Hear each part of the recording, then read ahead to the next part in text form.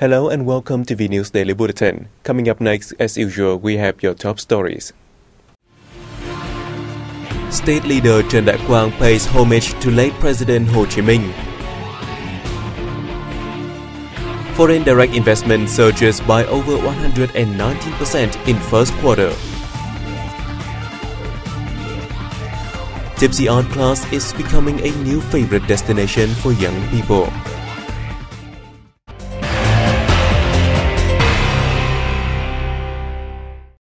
On April 10th, newly elected State President Trần Đại Quang offered incense in tribute to late President Ho Chí Minh at the Đá Trông historic site in Hanoi's Ba Vì district. In 1957, President Ho Chí Minh chose the site, about 70 kilometers from downtown Hanoi, as a secret base for the party's Central Committee during the war against the U.S. Between 1960 and 1969, President Ho Chí Minh worked and received foreign leaders here.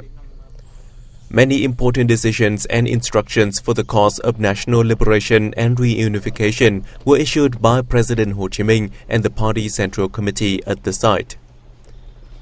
After President Ho Chí Minh passed away in 1969, the place was used to preserve his body until 1975. To promote the historic values of the site, a memorial to President Ho Chí Minh was built in 2015 and is expected to open to public during the Liberation Day, April 30th, and May Day, May 1st. Speaking with the relic site's official and staff, President Quang praised their efforts in fulfilling all assigned tasks, especially protecting President Ho Chí Minh's corpse. He also noted that officials and staff must always improve their ideology and morality to make the site a place where people from all walks of life, particularly the young generations, are educated on the patriotism and revolutionary tradition of the nation. Vietnam drew nearly $4.03 billion in foreign direct investment in the first quarter of this year, up more than 119% against the same period last year.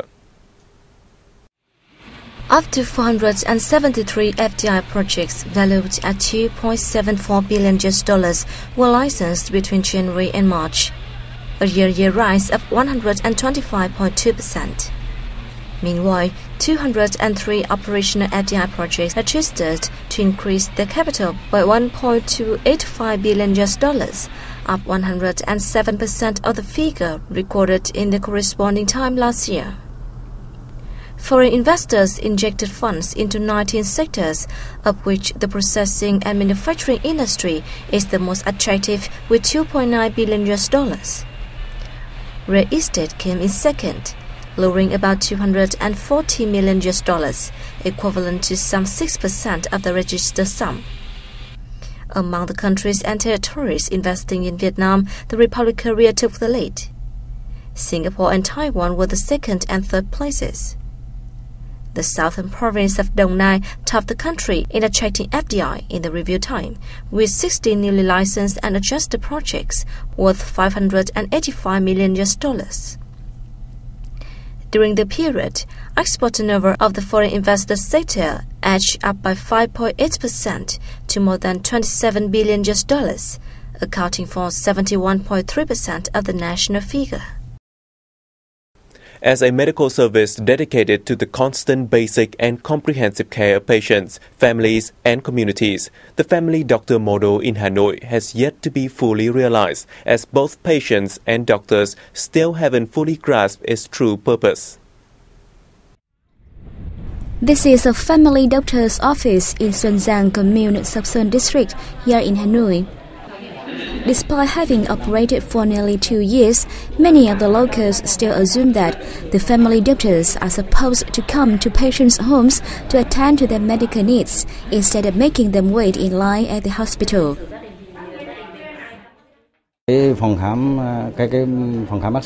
As far as I understand, family doctors are supposed to provide medical care at patients' homes in cases where patients are unable to travel to the hospital.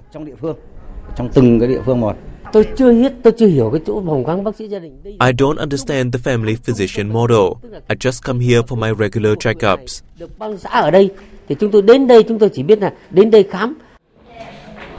This shows that the majority of people have mistaken the doctor's house-called service with a family physician's model. In reality, the role of a family physician is to provide continuing comprehensive health care for individuals and family, in which the physician will have a thorough understanding of the patient's health history so they can detect early signs and manage any genetic diseases. The family physician consulting room in My Dinh commune is currently managing over 500 residents. Although doctors and patients here are beginning to understand the model, the facility is only treating patients with diabetes, hypertension, and hyperlipidemia, a blood disorder.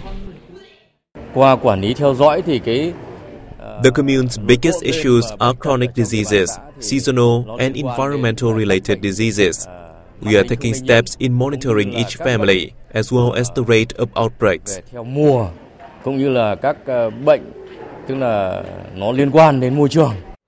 Throughout the country, there are 240 family physicians consulting rooms operated in conjunction with communal medical stations and general and private practices.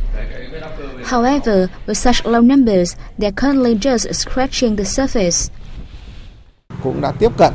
We have applied the principle of the family physician's model and are advising patients on future healthcare. The reality of the situation is that the family physician's model is still a new and unknown concept in need of further promotion because the aim is to provide better and more effective health care for everyone. Moreover, the model will also need to have incentives for doctors and localities to encourage them to adopt the new system.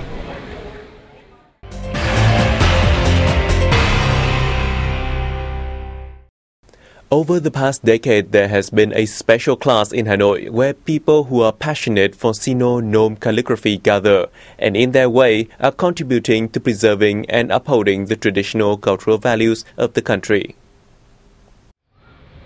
Nhân Mỹ School of Calligraphy is the name of this special class. Students here are of all ages, but all share a common passion for Sino-Nome characters and calligraphy. Lê Thanh Tùng has been retired for 6 years, but hasn't missed a class at this school yet. He's here every weekend. Nếu chúng ta không tìm hiểu, không học được, it would be a pity if we can no longer read and understand the Sino-Nome characters, because Vietnamese people use it for thousands of years. It would be like missing a certain stage of the nation's culture. Học thư pháp ấy là phải đam mê. Founder of the school is Lê Trung Kiên, a Sino-Nome characters and calligraphy researcher. With the wish to preserve the traditional cultural values of the homeland, he decided to open free classes teaching Sino-Nome and calligraphy. In the beginning, it was a struggle when there was only one teacher and one student at the class. But Kiên didn't lose his faith that as long as the Sino-Vietnamese words are still used, there will be more and more people passionate for the Sino-Nome characters like him. We have never wavered in our determination. We now have 3 branches with 8 classes.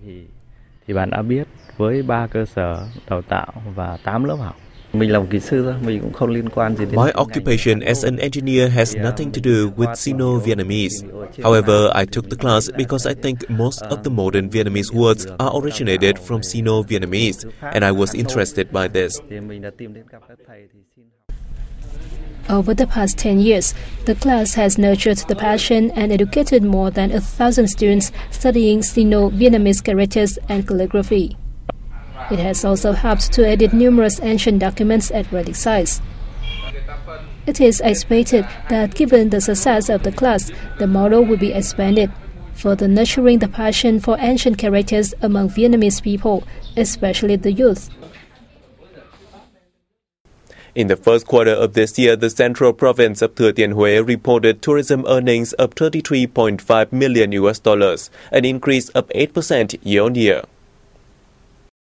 There were 730,000 visitors to Hue City, the province's main attraction, including 280,000 from abroad during the period.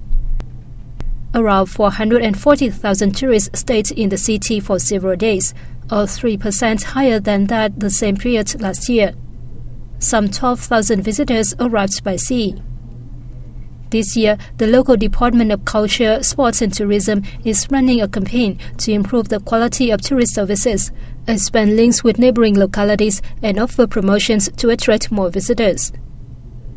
Thừa Thiên Huế Province is home to the Imperial Hue City Complex and Nhã Nhạc or Royal Court Music, which are recognized as part of the world's tangible and intangible cultural heritage by the UNESCO. Local people and tourists to the central city of Da Nang will have a chance to take part in some unique nighttime entertainment featuring Bài Chòi, a folk singing game unique to Vietnam's central coastal region. Bài Chòi singing, a combination of poetry, music, singing, performance and improvisation, was invented nearly 40 years ago. It serves as a community game for Lunar New Year or Tet holiday in the central provinces. It often takes place on a wide yard in front of the communal houses and brings the entire community together. Bài Chòi songs are about festivals, daily life and work, and are accompanied by musical instruments. The singing was listed as a National Intangible Cultural Heritage in 2014. During the pilot period, from April to June this year, Bài Chòi performances will be held from 17 p.m. to 21 p.m. every weekend. Besides songs singing the praise of the city, each performance will be a combination of poem reading, music, and improvised singing.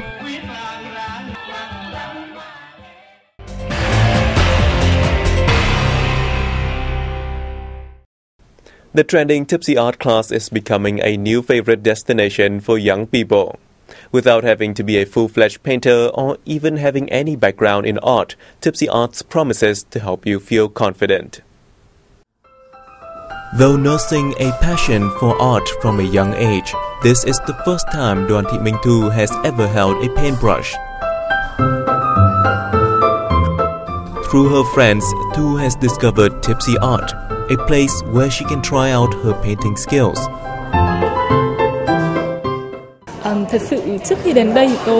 Before coming here, I was both very anxious and excited, unsure whether I can paint. But after a while, thanks to instructor's guidance, I'm feeling more confident. This has been a passion of mine since I was a kid, and I'm glad to have the opportunity to fully realize it. After only 2 hours, Thu's From Outside the Window is complete. Working as a banker, Ngọc Anh is relieved to have an artistic space to escape from the constant pressure of her job. I was so surprised that I could paint such a beautiful piece on my first day. That's why I came back again. And on my second time, I feel like I'm discovering a new passion. After every session, I'm no longer stressed out and ready for another new week. At the start of every class, participants are asked to promise to finish their painting on their own and not to criticize their work. Because the point of Tipsy Art is to let people be themselves on the canvas. I think this is a new chant, but it won't stop there.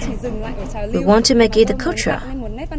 I want to change the way people view arts and see that it is not foreign or alien, but something for everyone. For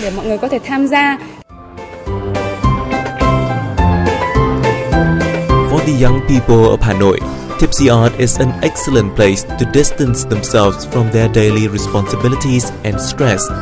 And for our amateur artists, it is a pleasant surprise to find a hidden talent. And that has wrapped up our news bulletin. Thank you for watching. For more information, please log on to our website at www.vietnamplus.vn. We'll see you soon.